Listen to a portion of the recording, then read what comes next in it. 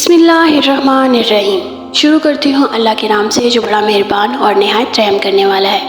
السلام علیکم دوستو، ایک نہایت محنتی کسان جس کا نام رحیم تھا ایک گاؤں میں رہتا تھا۔ رحیم کے 4 بیٹے تھے جن کے نام اکبر، اصغر، ناصر اور بابر، جو کہ چاروں میں سب سے چھوٹا تھا۔ یہ چاروں بھائی دوسرے سب ان بچوں سے بہت مختلف تھے جو کہ قریبی دیہی علاقوں میں رہتے تھے، کیونکہ وہ چاروں اپنا زیادہ تر وقت کھیلنے اور شرارتیں کرنے میں گزارتے تھے۔ جب ہمسائے میں رہنے والے لوگ ان بھائیوں کی شرارتوں سے تنگ آ جاتے تو وہ رحیم سے ان کی شکایت کرتے۔ تب وہ سب شرارتی بھائی بولے بھالے بن جاتے اور وعدے پر قائم رہنے کا ارادہ کیے بغیر ہمسایوں سے معافی بھی مانگ لیتے۔ گاؤں میں ایک پرائمری اسکول تھا۔ رحیم نے اپنے چاروں بیٹوں کو وہاں اس امید میں داخل کرا دیا کہ ان کے اندر کوئی نظم و ضبط قائم ہوگا، مگر یہ سب بھائی روزانہ اسکول بہت دیر سے جاتے اور استاد سے کتنی ہی ڈانٹ ڈپٹ کرواتے، مگر وہ اپنے طور طریقے نہ بدلتے۔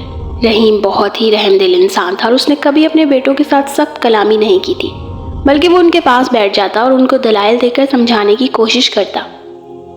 پیارے بیٹو، رحم دل والد نے ایک دن بہت پیار سے کہا، تم لوگ ابھی بہت کم سن ہو اور اپنا تمام وقت کھیل کود میں گزارتے ہو، لیکن اگر تم نے اس عمر میں محنت کرنا نہ سیکھا تو جب تم لوگ بڑے ہو جاؤ گے تو کچھ بھی کرنے کے قابل نہیں ہوگے۔ سب بیٹے یک زبان ہو کر بڑے جوش سے کہتے، ابا جان آپ بالکل فکر نہ کریں، ہم بہت جلد سب کچھ سیکھ لیں گے، ہم وعدہ کرتے ہیں۔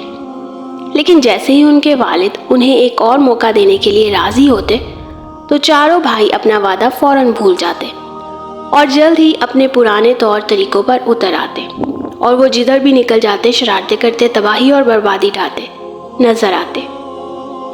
اگر کوئی ان سے کوئی کام کرنے کے لیے کہتا تو وہ سب طرح طرح کے بہانے بنا دیتے، جبکہ دراصل یہ چاروں بھائی نہایت سست اور کاہل تھے۔ پھر اسی طرح دن، مہینے اور سال گزر گئے اور یہ چاروں بڑھ کر جوان ہو گئے۔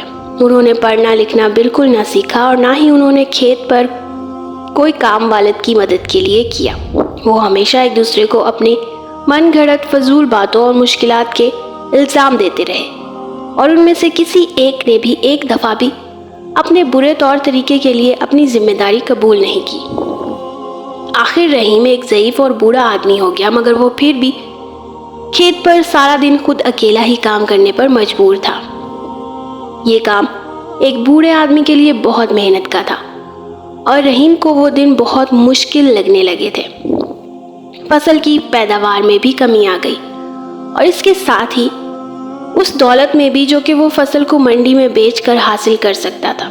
رحیم اور اس کی بیوی اپنے مستقبل کے بارے میں بہت پریشان تھے، مگر وہ چاروں بھائی ان واقعات کے بارے میں بالکل بھی پریشان نہ ہوتے تھے۔ کبھی کبھار وہ کھیت میں اپنے والد کی مدد کرنے چلے جاتے، لیکن زیادہ تر اپنے بچاؤ کی خاطر بہانے بناتے رہتے۔ وہ تمام دن صرف نکمے بیٹھے رہتے، کھاتے پیتے اور آرام سے سوتے۔ اگر کوئی اکبر سے کہتا کہ وہ کھیت پر جا کر اپنے والد کی مدد کرے تو وہ کہتا کہ دوسرے تینوں میں سے کوئی جا کر مدد کرے، کیونکہ میرے تو سر میں درد ہے، وغیرہ وغیرہ۔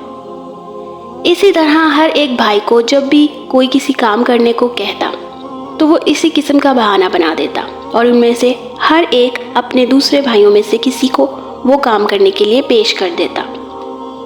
پھر ایک وقت ایسا آیا کہ رحیم واقعی اس قدر ضعیف اور بیمار ہو گیا کہ کوئی کام کرنے کے قابل نہ رہا، اور اس نے حقیقت میں یہ محسوس کیا کہ وہ زیادہ دیر تک زندہ نہیں رہ سکے گا۔ رحم دل باپ اپنے ناکارہ بیٹوں کے بارے میں بہت فکر مند ہو گیا اور اس کے دماغ کو بہت سے مشکل سوالات نے گھیر لیا۔ اسے یہ نہیں معلوم تھا کہ جب وہ نہیں ہوگا تو ان کا کیا ہوگا۔ انہوں نے کوئی ہنر نہیں سیکھا تھا، اس لیے وہ اپنے لیے روزی کیسے مہیا کر سکیں گے۔ ان کے برے اعمال کے باوجود رحیم اپنے بیٹوں کو دل سے چاہتا تھا اور ان کی مدد کرنا چاہتا تھا، اس لیے وہ بیچارہ ضعیف آدمی بہت ہی غور سے یہ سوچنے لگا کہ کیا کیا جائے۔ بہت دیر غور کرنے کے بعد رحیم کو ایک منصوبہ سمجھ میں آیا، جس کے بارے میں اس نے خیال کیا کہ شاید وہ کارآمد ہو۔ پھر وہ خود بخود مسکرایا اور اس نے اپنی بیوی سے کہا کہ وہ اس کے چاروں بیٹوں کو بلا کر لائے تاکہ وہ اس کے سامنے آ کر بیٹھے، اور اس سے پہلے کہ وہ قبر میں جا سوئے انہیں اپنی وصیت سنائے۔ اور نصیحت کے چند الفاظ بھی کہہ سکے۔ رحیم کی بیوی یہ سن کر بہت پریشان ہو گئی کیونکہ وہ اپنے خاوند کو بہت چاہتی تھی۔ بہرحال اس نے اپنے بیٹوں کو بلایا اور انہیں ان کے والد کی خواہش کے بارے میں بتایا۔ چاروں بھائیوں کو اس بات کا بہت صدمہ ہوا کہ ان کا باپ فوت ہو جائے گا۔ وہ اپنے والد کے قدموں کے پاس ان کی آخری وصیت سننے کے لیے بیٹھتے ہی رونے اور آہذاری کرنے لگے۔ رحم دل باپ نے کہا، پیارے بیٹو، میں نے زندگی بھر تم سے محبت کی اور تمہاری دیکھ بھال کی۔ میں نے واقعی پوری کوشش کی کہ تم خوشی اور آرام اور آسائش سے رہو اور میں تمہاری حفاظت کرتا رہا، لیکن اب میں بوڑھا اور بیمار ہوں اور جانتا ہوں کہ میں جلد ہی مر جاؤں گا۔ بوڑھا پھر کھانسنے لگا، اس کی سانس میں خرخراہٹ تھی اور اب چاروں بھائی خود دیکھ سکتے تھے کہ ان کا باپ حقیقت میں بہت بیمار تھا۔ لیکن میں نے ایک بہت بڑا خزانہ تم لوگوں کے لیے بچا رکھا ہے، رحیم نے گفتگو جاری رکھتے ہوئے کہا، تاکہ تمہاری زندگی میرے جانے کے بعد بہت عرصے بعد تک آرام سے گزرتی رہے۔ بہت زمانہ گزرا، میں نے اپنے کھیت کی زمین میں سے کسی جگہ ایک بہت بڑا اور بہت گہرا گڈھا کھودا۔ پھر میں نے اس گڈھے میں اس خزانے کو اس وقت کے لیے کہ جب تمہیں اس کی ضرورت پڑے حفاظت کے ساتھ دفن کر دیا، لیکن اب مجھے بالکل یاد نہیں رہا کہ وہ کس جگہ پر ہے۔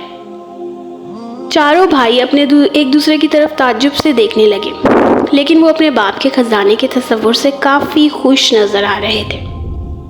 میرے مرنے کے بعد تمہیں اس کا سراغ لگانا ہوگا اور اسے کھود کر نکالنا ہوگا، رحیم نے بات جاری رکھی۔ پھر تم اپنے چچا سے، جو کہ اس وقت خاندان میں سب سے بڑے ہوں گے، درخواست کرنا کہ وہ اس خزانے کو تم چاروں کے درمیان برابر حصوں میں تقسیم کر دے۔ اس کے لیے آپس میں جھگڑے مت کرنا، اپنے چچا کے فیصلے کی تعظیم کرنا۔ یاد رکھو کہ اپنے بڑوں کی عزت کرنا ہماری تہذیب کا ایک اہم حصہ ہے۔ تمہیں ان کی عزت کرنے کو اپنا فرض سمجھنا چاہیے۔ چاروں بھائی کھیت میں دفن کیے ہوئے خزانے کو فوراً ہی ڈھونڈنے کے لیے مضطرب نظر آنے لگے۔ رحیم نے یہ ظاہر کیا کہ اس نے اپنے بیٹوں کے اس رویے کو دیکھا ہی نہیں اور اس نے اپنی تقریر جاری رکھی۔ ایک اور نصیحت جو کہ میں تمہیں دینا چاہتا ہوں وہ یہ ہے کہ تم لوگ ایک دوسرے کے ساتھ کبھی مت لڑنا۔ تمہارے دشمن تمہیں منصوبہ بندی اور ساز باز کرنے کے لیے اکسائیں گے، لیکن کچھ بھی ہو جائے تم چاروں ہمیشہ متحد رہنا۔ مل جل کر تم سب بہت طاقتور رہو گے اور کوئی بھی تمہیں نقصان نہیں پہنچا سکے گا، اور کسی کو بھی اس خزانے کے بارے میں اس وقت تک مت بتانا جب تک تمہیں وہ مل نہ جائے۔ جب رحیم نے اپنی تقریر ختم کی تو اس نے آنکھیں بند کر لی۔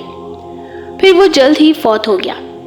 اپنے والد کے جنازے اور تدفین کے بعد ان بھائیوں نے اپنے کھیت کے دوسرے سرے سے کھودنے کا فیصلہ کیا۔ انہوں نے اب تک اپنی زندگی بہت سستی، کاہلی، آرام اور آسائش میں گزاری تھی، اس لیے کھیت کے تھوڑے سے حصے کو کھودنا بھی ان کو بہت مشکل لگا۔ سست اور کاہل سب بھائی جلد ہی ہار کر گھر پر آرام کرنے کے لیے چل دیے۔ اگلے دن پھر ایسا ہی ہوا، پھر اس سے اگلے دن اور اس سے بھی اگلے دن، ایسے ہی کرتے رہے، یہاں تک کہ آہستہ آہستہ مگر یقیناً کھیت کا زیادہ تر حصہ بھائیوں نے کھود ہی لیا۔ ان کو اس طرح کام کرتے مہینے بھر اور گزر گیا، مگر انہیں دفن کیا ہوا خزانہ نہیں ملا۔ وہ کسی اور سے اس کا ذکر بھی نہیں کرنا چاہتے تھے اور نہ ہی کسی کی مدد لینا چاہتے تھے، کیونکہ وہ اس خزانے میں کسی اور کو حصہ دار نہیں بنانا چاہتے تھے۔ وہ سب کھدائی کرتے کرتے بہت تھک گئے تھے، مگر ان میں سے کوئی بھی اس خزانے کو چھوڑنا نہیں چاہتا تھا۔ آخر کار بھائیوں نے غور کیا کہ انہوں نے پورا کھیت کھود ڈالا، لیکن خزانے کا کوئی سراغ نہیں ملا۔ تب انہوں نے خیال کیا کہ ان کے باپ نے خزانہ بہت ہی گہرا دفن کیا ہوگا، اس لیے انہوں نے اور بھی زیادہ گہرا کھودنے کا فیصلہ کر لیا۔ ایک اور مہینہ گزر گیا، مگر دفن کیے ہوئے خزانے کا کوئی نام و نشان نہیں تھا۔ سارا کھیت اب پوری طرح سے نیچے سے اوپر ہو چکا تھا اور ہمسائے بھی ان بھائیوں کی محنت پر رشک کرنے لگے تھے۔ آخر کار چاروں بھائیوں نے دفن کیے ہوئے خزانے کو کبھی بھی پا لینے کے خیال کو ترک کر دیا، مگر یہ دیکھ کر کہ انہوں نے کھیت کو اچھی طرح تیار کر لیا تھا، انہوں نے فیصلہ کیا کہ وہاں پر اس موسم میں گیہوں کی کاشت کی جائے۔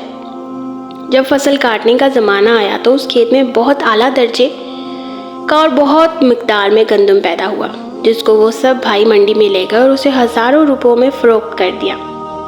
اپنے والد کی نصیحت پر چلتے ہوئے سب بھائی اپنی کمائی ہوئی دولت کو اپنے چچا کے پاس لے گئے اور ان سے اس رقم کو چاروں میں برابر تقسیم کرنے کی درخواست کی۔